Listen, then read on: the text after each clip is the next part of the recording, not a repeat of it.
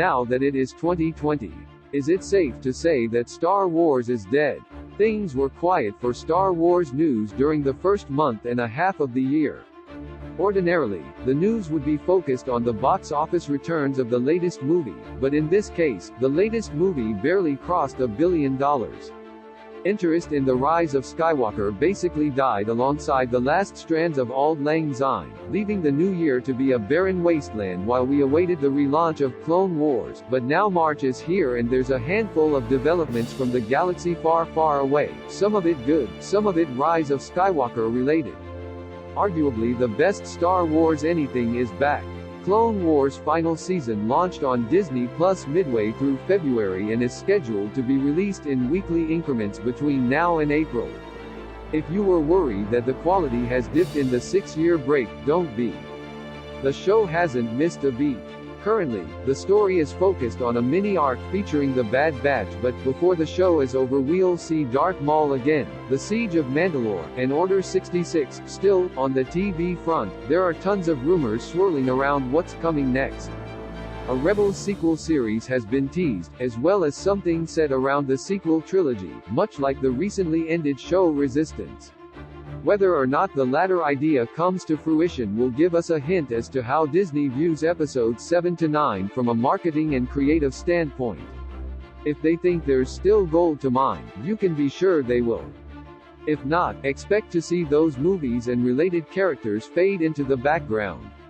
Now, speaking of movies, there's not much to say regarding Star Wars feature film projects, but there are two small tidbits worth mentioning. First, Kathleen Kennedy announced that there will be a woman directing a Star Wars movie sometime in the future. If anything, that's at least confirmation that there will be more Star Wars movies and that some level of preliminary talks have taken place about what those movies will look like, etc.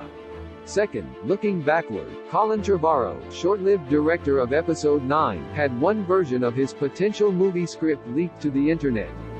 The script, titled Duel of the Fates, would have been radically different from the version of Episode 9 that J.J. Tiero eventually gave us. Trevorrow's story would have seen, among other things, Kylo becoming a semi-cyborg, Rey remaining the child of nobody, Finn leading an uprising from within the First Order, Poe displaying romantic feelings for Rey, and no resurrected Palpatine in sight. Curiously, there would have been a cameo by the Emperor, in the form of an old hologram recording, which would have been a great way to feature the character without ruining everything with B-movie schlock that makes less sense the more you think about it, but I digress. It's hard to believe that we're less than a decade removed from Disney's purchase of Lucasfilm. So much has happened it feels like they've been managing the property for twice as long. Kathleen Kennedy remains in charge and she's still burning through directors like a juvie at a fireworks stand. Once upon a time, the dream was a new Star Wars movie every year, alternating between saga-advancing, episodic films, and smaller, character-driven, story films. That seems to have completely been demolished and now we're left without any concrete information for the foreseeable future.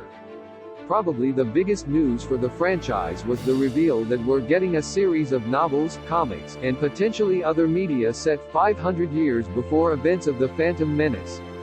This puts it after the days of Darth Revan and the Knights of the Old Republic. Instead, this new era has been dubbed the High Republic, and will apparently follow various Jedi as they explore the unknown regions and uncover an ancient evil. 3 things to keep in mind. First, there's no movie tie-in currently in development, so view this as sort of a mini-universe for print media to explore.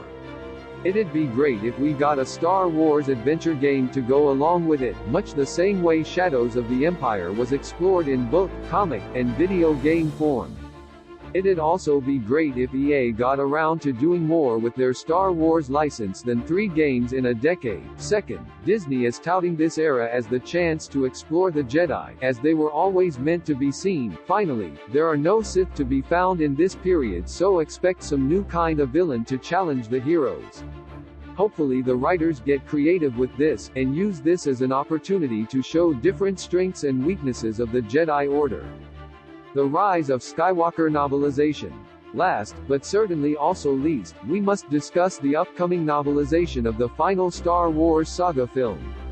There really was no reason to care about this since there's only so much you can do to polish a turd, but in the pre-release interviews it was revealed that the book makes it clear exactly what Palpatine is seen in TROS. Thank you for watching DRagonFLIX News, and please remember to try our movie channel at DRagonFLIX.biz. Dragon Micro-Budget Studios brings you a new concept in movie watching on the small screen, containing some of the world's most interesting films by cinema's biggest talent, which will be shown and added to on a monthly basis.